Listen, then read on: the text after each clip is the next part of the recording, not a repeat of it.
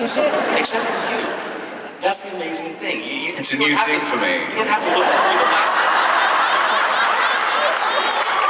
And you're used to it.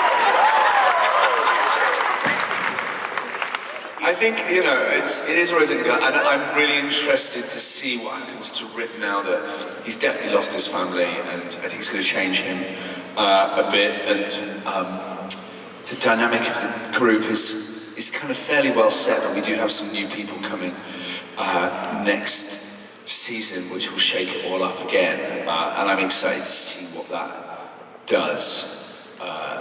Yeah. I can't say too much. I don't know. There are snipers here that listen to everything.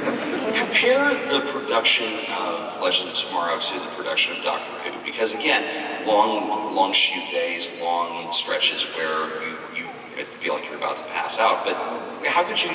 Is there a way to compare and contrast what you're doing with Doctor Who with what you're doing with Legend? It's very different, and just purely because this is such a different character that I'm doing a different job. I mean, I still go home every night, learn my lines, work out what I'm doing, turn up to work, try not to eat too much breakfast, and and drink too much coffee. So that has stayed the same.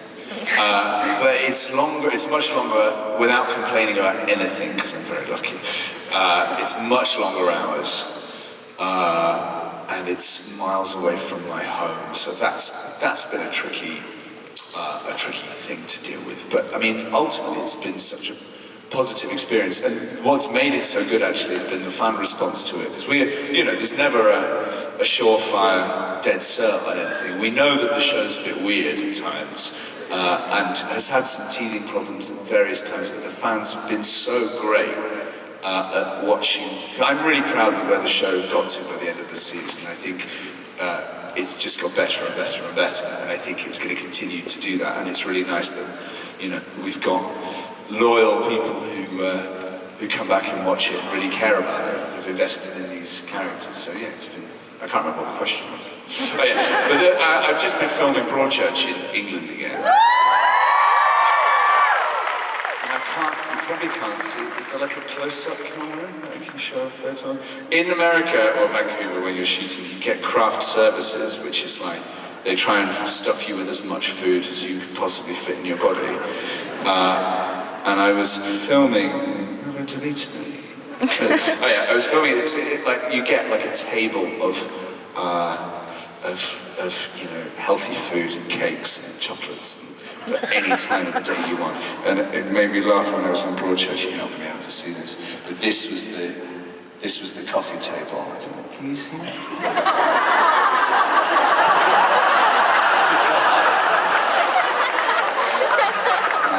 So that's the difference. Isn't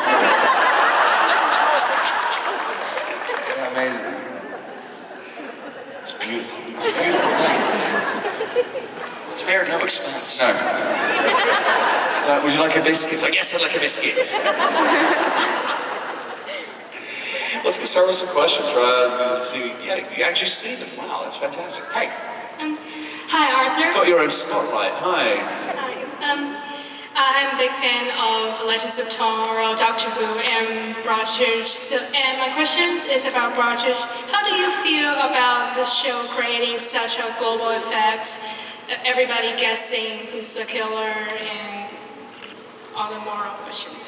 Well, I think what's been so amazing about it, there's so many TV shows made, and people to varying success, and I think it's such testament to Chris Chibnall's writing that it's done so well. And it is all about the writing, actually. It's all about the story that he wanted to tell. And I'm totally lucky to be part of such an amazing project and still to continue to be a part of such an amazing project. And, my part is actually, it's not very big in this next season, but I'm just so happy to be there and be part of that world that there's not a question of saying yes or no to it. And I think it's just because it's written so well. And I think other TV makers can learn from that because they've really employed someone who Chris came to them with the vision of it and have let him make the TV program he wants to make. I think so often, and also to take his time over making it as well, and take his time over writing it and make sure it's right. I think so often things get kind of churned out very fast, and this is something that's been bubbling away in his mind for such a long time, and he makes sure that he answers the important questions and asks the important questions, and it's very bold writing, and I think there's not very much on television that's like it, and I think it's just testament to how good he is that it's done so well. Thank you very much. What was your reaction when you found out that Chris was going to be taking over from Moffat for Dr. I just think it's brilliant. Every episode, people just could be in tears. So, where are we going this week? I said, we're just going to a depressing beach.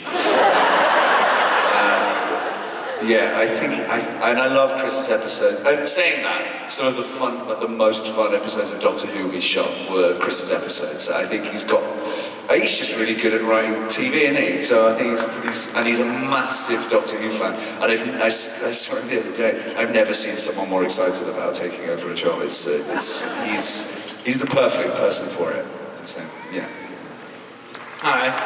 I was wondering, your character backstory is so similar to Doctor. Did you ever at one point during filming ask to be referred to a Time Lord?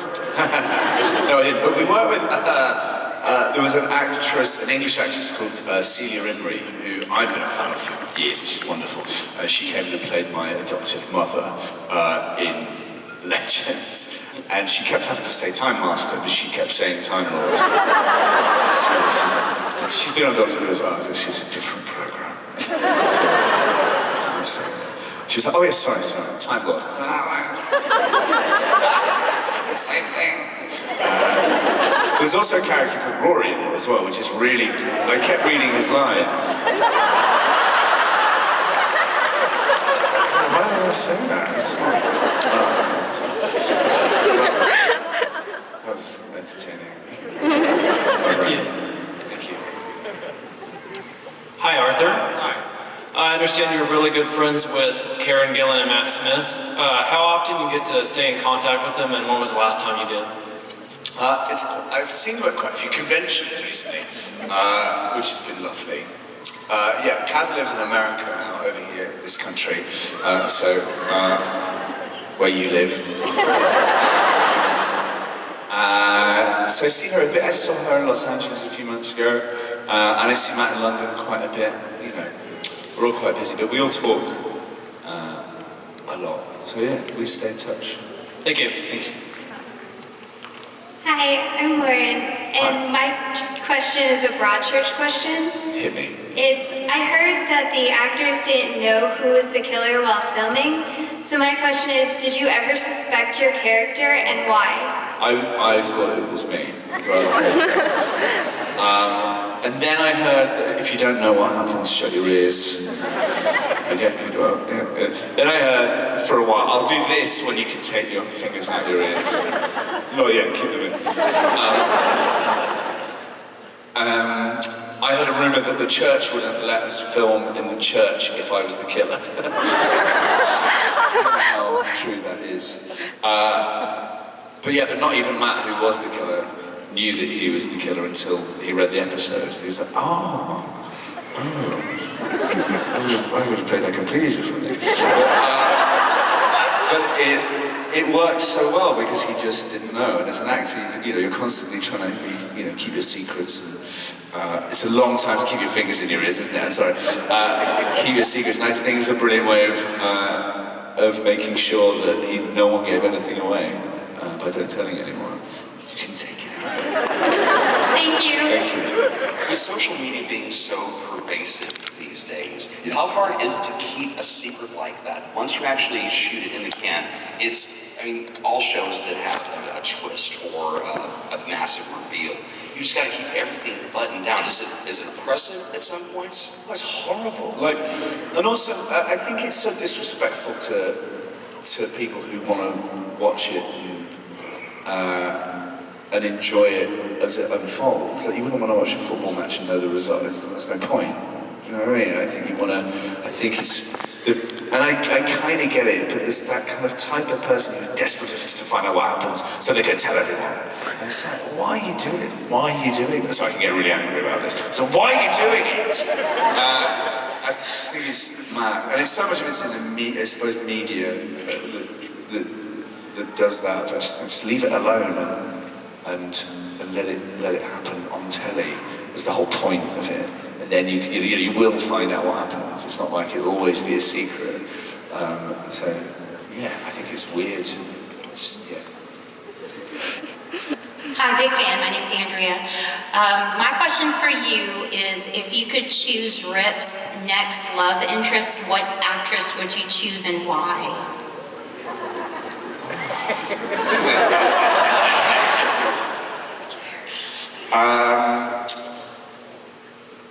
Does it have to be like still alive?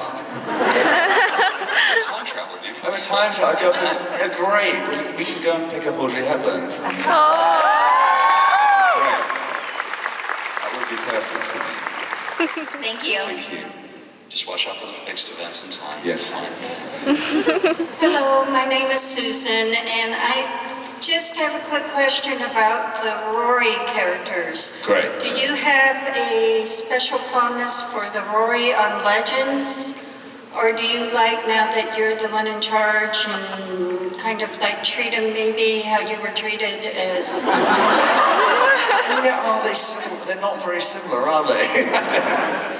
But maybe they serve a similar purpose. Never compare and contrast Rory's. Yeah, that's funny.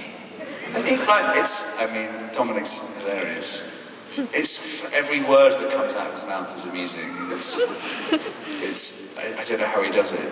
Because he can be kind of moody and, the way he is in the nicest possible way.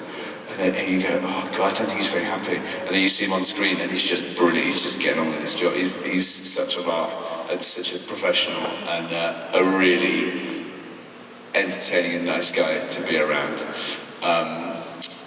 But yeah, I suppose I quite like getting angry with his character. But then, there was a scene where I had to really shout at him, and I hated it because I was like, oh, this is not right.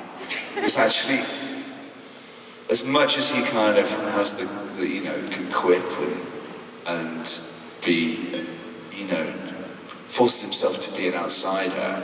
I think he's got a good heart and kind of good intentions, I suppose. But he doesn't deserve to be, to have that treatment. And I felt really bad about it as a person to actually shout at him. So no, I hope they become firmer friends this next season. Thank you. Thank you.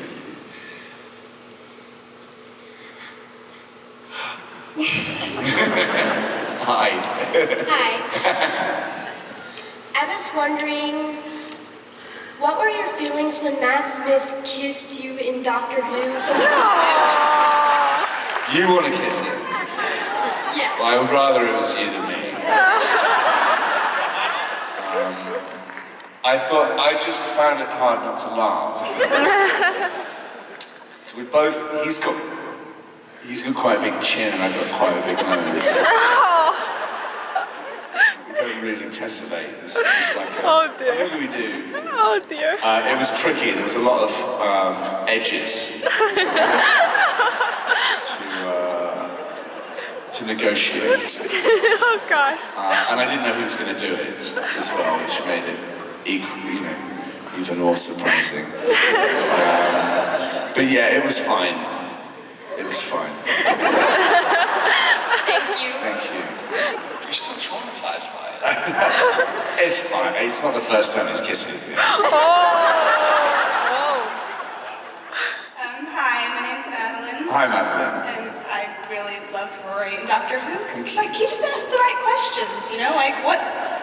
What's the answer that's not going to kill me? Yeah. These are good questions to us. And so my question is, did you ever try and steal anything after your run on Doctor Who? Oh no, I've got loads. What? I've got a couple of bits from the TARDIS. got the magnifying glass. I shouldn't say any of this. It's my pension. Yeah, I stole a couple of bits from the top. We were like greedy gannets, just like ripping stuff off. Because we knew it was changing. But yeah, I got a couple of bits and some lovely memories. Thanks. I do have nice memories. Hi. Hi, I'm Isa. Nice to meet you. My question is, what's the most embarrassing story you have of one of your co-stars? I can't tell it. Oh, the secret here. Okay, cool. It's just my secret. Yeah, I don't know. It's funny. Like I live in a kind of embarrassing funk. Like a lot of what happens to me is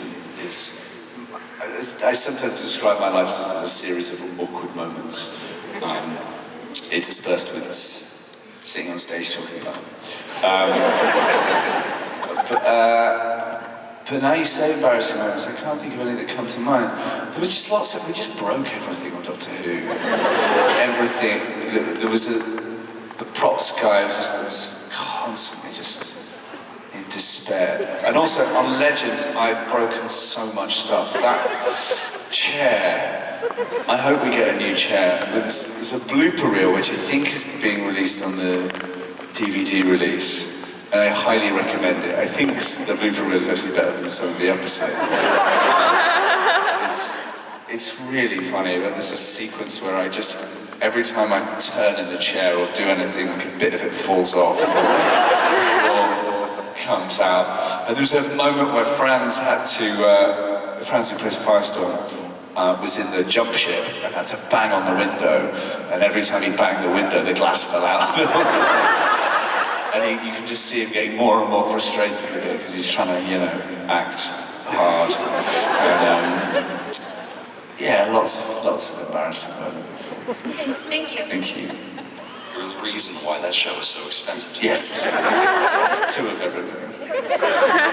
Hi, I'm Bailey, and Hi. I love your character Rory on Doctor Who. Thanks. How do you feel like Rory, since there are so many companions that came before you, how do you feel like Rory made a new interpretation of the companion character? Good question. Really good question. What I think was individual about him was, well, that thing of, I think he was the audience's eye. And I think at the point where he turned up, the Doctor and Amy were very much wrapped up in what was going on kind of between them and in their own lives. And actually, I was really aware of making Rory how you would normally react to these mad things really happening. And I wanted to ask those questions and be in a constant state of panic for a while. And then I just think he had the biggest journey over more than any companion ever. From going from that kind of very nervous third wheel to a Roman centurion who waited 2,000 years and then to become part of the team.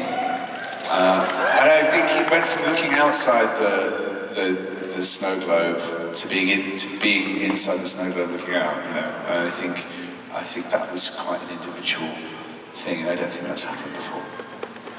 Thank you so much. Thank you.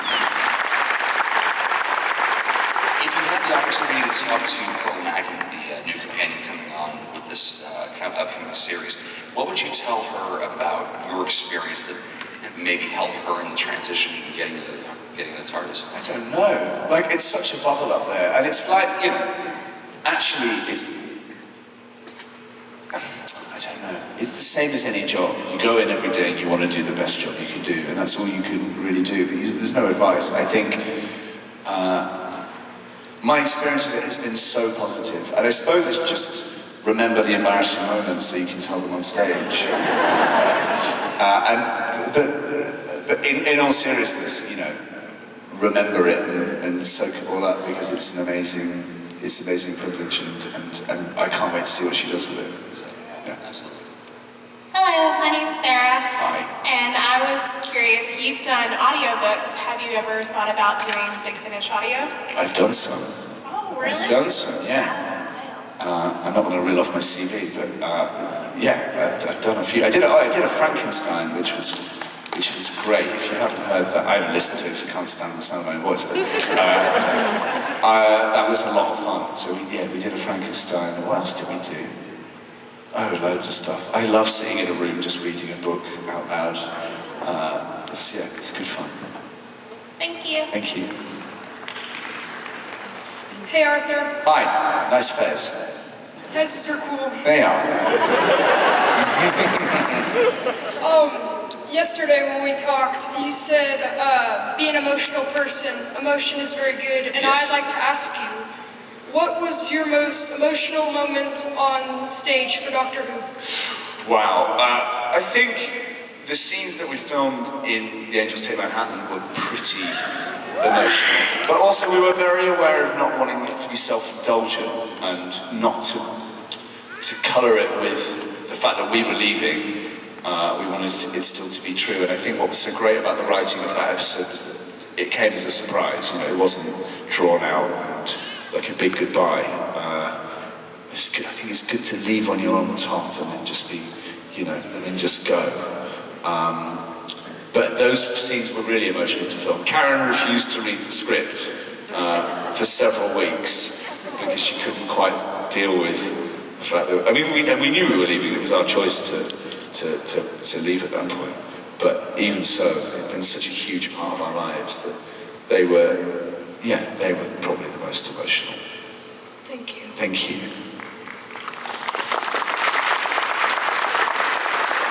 Hi, I'm Jerica. Hi. So obviously 11 is my favorite Doctor, but most of that is because of the great chemistry between you and Karen and Matt. So I was wondering if you'd ever thought about if there would be any other Doctor, classic or new Who, that it would have been interesting to see Amy and Rory pal around through time and space with.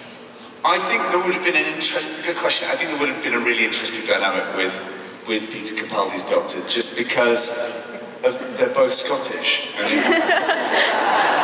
think it would drive Rory mad.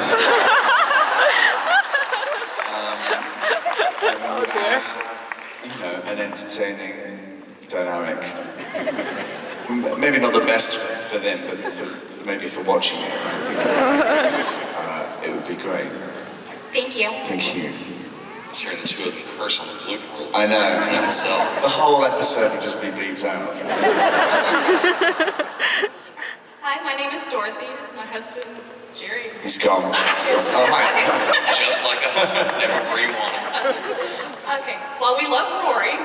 We love Rip Hunter the most. Oh, thank you. But what I was wondering, we saw in Legends of Tomorrow what happens when Rip Hunter acts outside of his, mission parameters whenever he helped that city. If you were a Time Master, would you have a big struggle with trying not to help everyone you came across? Yeah, I suppose. But I'm a very nice person.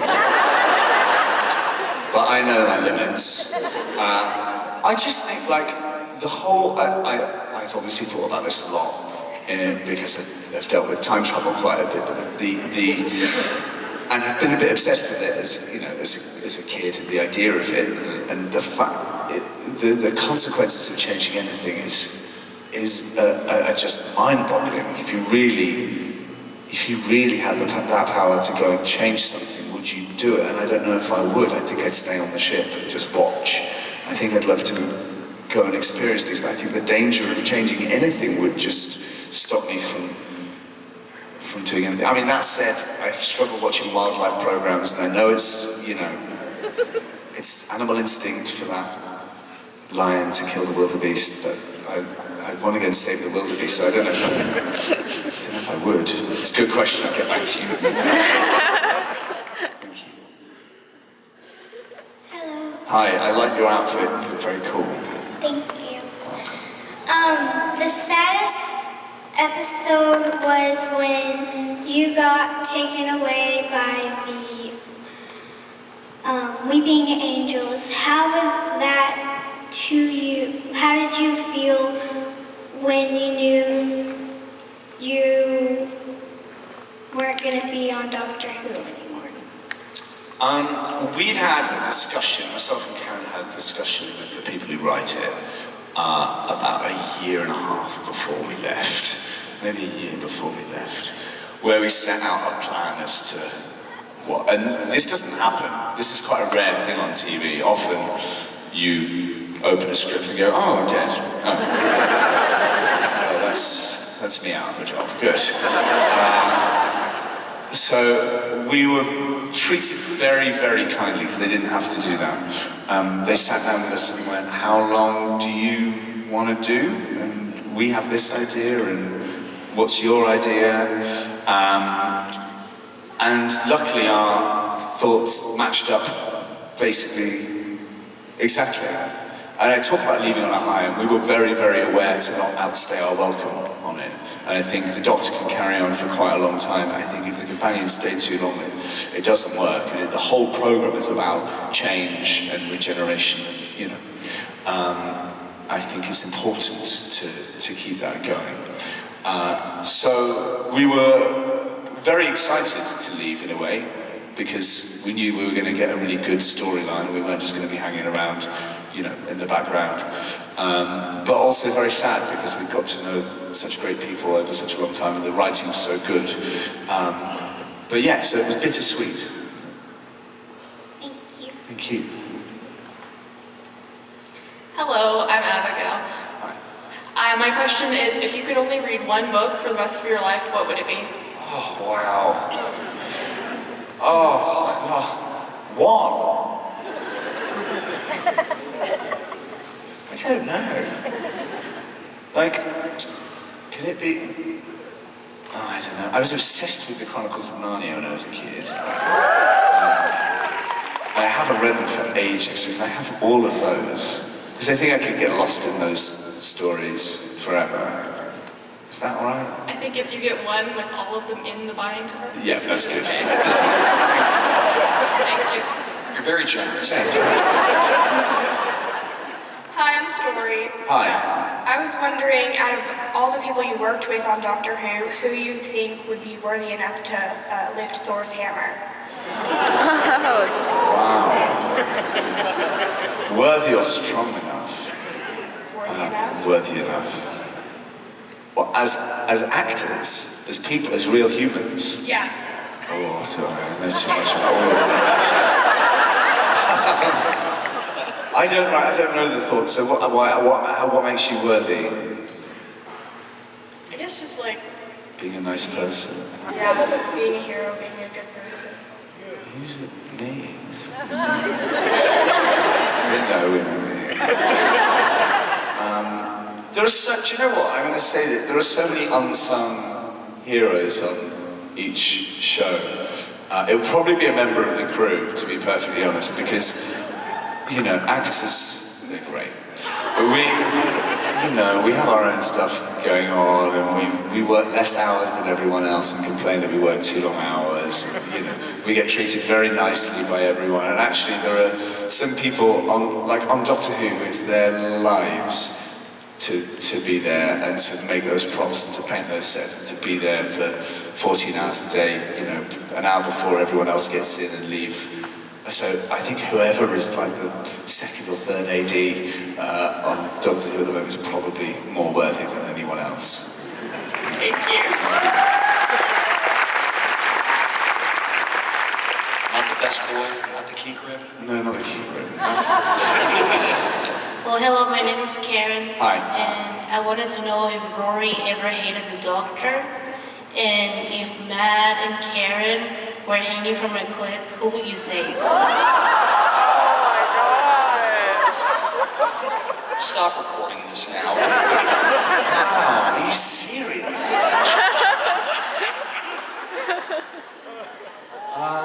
I'd say no. What was the first question? Did Rory ever hated the Doctor? Yeah. Yeah, various times. I think because he kept putting Amy in danger and himself in danger, and that's not cool, And I don't know, would you like, I think maybe